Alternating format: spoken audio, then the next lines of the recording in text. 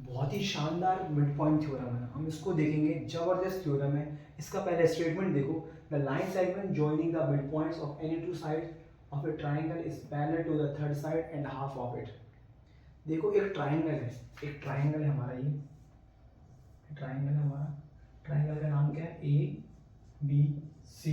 ये हमारा ए बी सी एक ट्राइंगल है। अब क्या दे रखा है? The line segment joining the midpoint of any two side. दो साइड पे कोई भी मिड पॉइंट्स है हमारे, दो मिड पॉइंट्स हैं, जिसको हम दे रहे हैं डी, और ये मिड पॉइंट है। ठीक है। The line segment joining the midpoint of any two side of a triangle is parallel to the third side. देखो इन दोनों को जब ज्वाइन करेंगे तो ये लाइन इसके पैरेलल है, ये प्रूफ करना। एंड हाफ ऑफ इट, ये डी इसके हाफ भी होगा। इतना समझ में आया कि नहीं आया? तो गिवन में क्या लिखेंगे हम लोग? गिवन में क्या लिखेंगे? गिवन में लिखेंगे, गिवन में देखो क्या लिखेंगे हम लोग? लिखेंगे triangle ABC, triangle ABC in which D and E are midpoints. ये दे रखा हम बोलेंगे midpoints of sides. D midpoint किसका है? Sides A B and A C respectively. ये आपको दे रखा, आपको इतना समझ में आ गया होगा। और हम लोग क्या करेंगे? डीई को ज्वाइन कर देंगे। डीई इज जॉइंट किया। देखो ये आपको दे रखा है। अब आपको क्या करना है? दैट जो मिड पॉइंट जो ये लाइन ज्वाइन करी है वो इसके पैरेलल है, ये प्रूफ करना है। Parallel to the third side, third side के पैरेलल में। टू प्रूफ में क्या करना है हमको? टू प्रूफ में हमको करना है that DE is parallel to BC and half of it. DE क्या हमारा? DE is half of BC। ये भी प्रूव करना है, दो पार्ट प्रूव करना हमको। Parallel to the third side and this side is also half of it. DE is half of it, ये प्रूव करना। समझ में आया? अब हम क्या करेंगे? इसमें कंस्ट्रक्शन करना पड़ेगा हमको। क्या करना पड़ेगा? कंस्ट्रक्शन। ये लिखना भी पड़ेगा आपको, कंस्ट्रक्शन। और कंस्ट्रक्शन में क्या करेंगे हम लोग? हम लोग क्या करेंगे? एक लाइन बनाएंगे ऐसी पैरेलल। इसके क्या बनाएंगे? पैरेलल ऐसे। we will draw CF, we will draw CF parallel to BA, ऐसे बनाएंगे। और देखो CF बनाएंगे ऐसे इसके BA के पैरेलल, और इस DA को आगे क्या करेंगे? प्रोड्यूस करेंगे। जो कहाँ जाके मिलेगी? वो जाके मिलेगी F पॉइंट पर, ऐसे। ये F पॉइंट है हमारा, कोई दिक्कत? इसको हम कैसे लिखेंगे? Draw CF। इसको कैसे लिखेंगे? Draw CF parallel. देखो CF को हमने पहले बनाया किसके? BA के, parallel to BA। Meeting meeting meeting meeting DE produce to point F। ये लिख दिया हम। Meeting DE produce to point, मतलब BA produce DE to meet point F। DE को प्रोड्यूस करा और F पॉइंट पे मीट हो रहा है। ठीक है। अब आपको दो ट्रायंगल दिख रहे हैं आपको। प्रूफ देखो इसका, प्रूफ देखो। दो ट्रायंगल दिख रहे हैं आपको, AED और CEF दिख रहे हैं। ये मैंने टिक मार्क लगा दिए, दोनों ट्रायंगल दिख रहे हैं, बहुत अच्छे से दिख रहे होंगे ये ट्रायंगल्स। इन दोनों ट्रायंगल को देखो हम क्या करेंगे? In triangle AED and triangle CEF,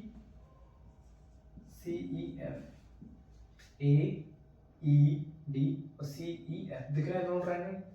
दोनों ट्रायंगल में हम क्या करेंगे? कॉन्ग्रुएंस करेंगे। दोनों ट्रायंगल क्या करेंगे? दोनों ट्रायंगल को कॉन्ग्रुएंस करेंगे। देखो क्या है हमारा पहला वाला पॉइंट? क्या है हमारा? AE is equal to AE।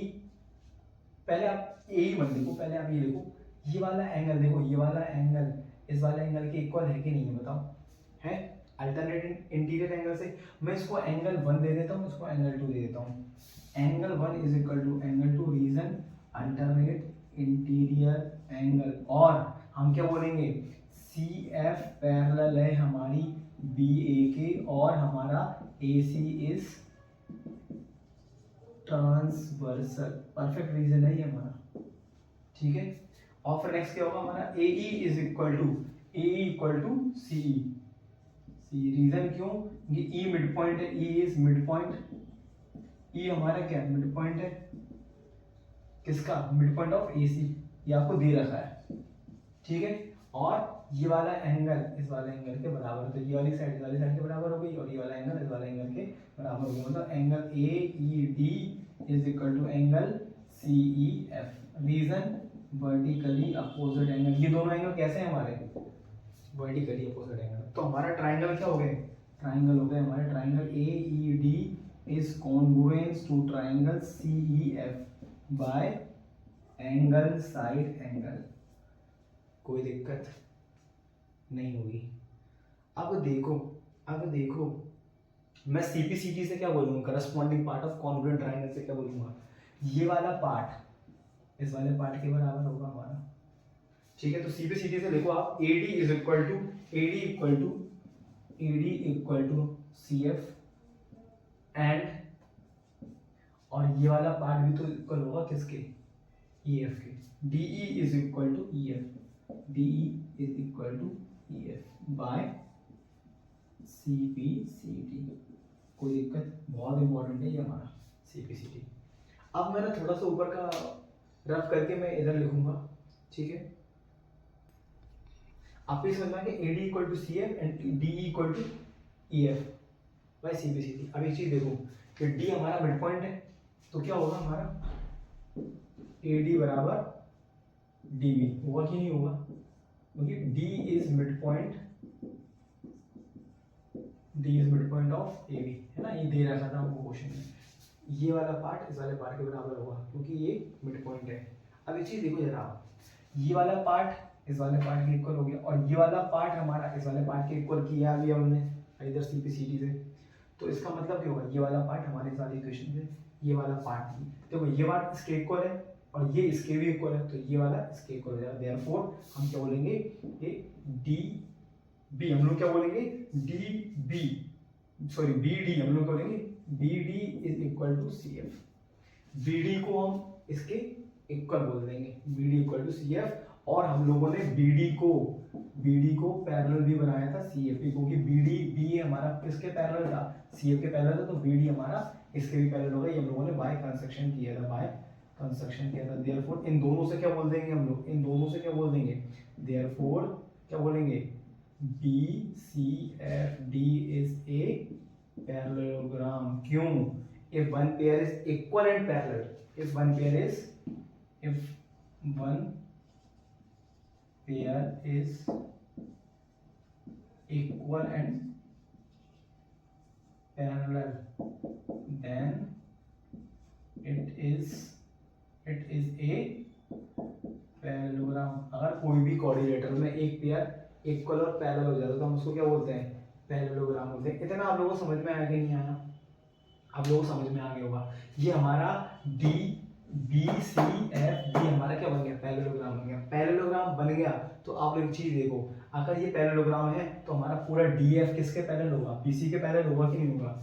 Therefore हम ये भी तो बोल सकते हैं DF is parallel to BC।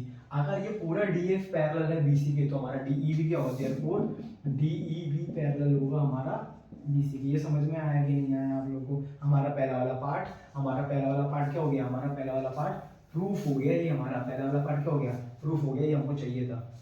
और एक चीज देखो हमारे पूरा DF क्या होगा, हमारा DF हमारा क्या होगा, पैरेलल है, तो DF हमारा किसके इक्वल होगा, DF हमारा BC के भी तो इक्वल होगा। हमारा DF जो है हमारा BC के भी तो इक्वल होगा, क्योंकि पैरेललोग्राम देखो DF हमारा क्या होगा, BC के इक्वल भी तो होगा कि नहीं होगा। ये हमारा BC के इक्वल भी होगा। DE पैरेलल हो चुका, DF हमारा BC के बराबर होगा।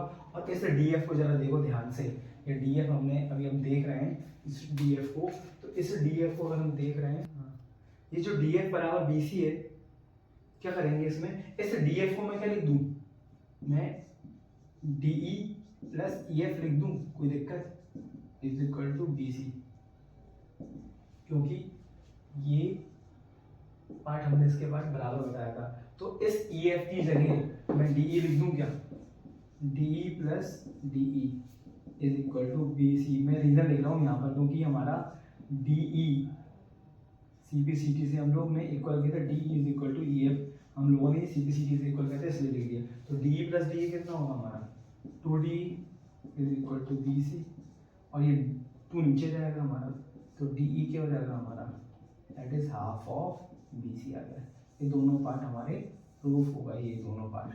आई होप आप लोगों को ये मिड पॉइंट थ्योरम बहुत अच्छे समझ में आया होगा। तो बहुत इंपॉर्टेंट है, इसको प्रैक्टिस करें, इस वीडियो को बहुत अच्छे से शेयर करें। Thank you so much.